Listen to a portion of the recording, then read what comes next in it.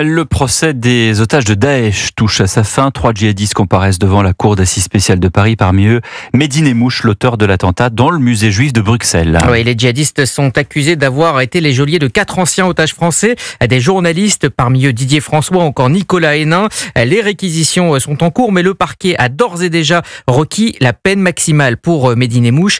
Les avocats généraux ont dénoncé sa barbarie. Récit d'audience pour Europe 1, Jean-Baptiste Marty. Sous les lumières de l'imposant lustre doré qui illumine son visage, l'avocat général se tourne vers les 4 anciens otages assis sur le banc des parties civiles. « Messieurs, je veux vous faire part de mon admiration. Aucun n'a montré ni de haine ni de revanche pendant ce procès. » Et il poursuit. « Pourtant, vous avez souffert, vous avez été torturés, broyés, déshumanisés.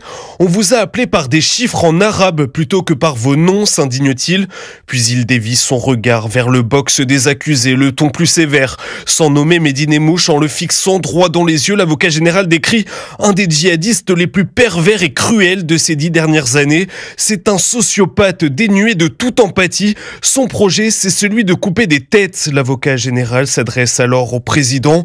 Vous devrez prononcer une peine qui protège définitivement notre société.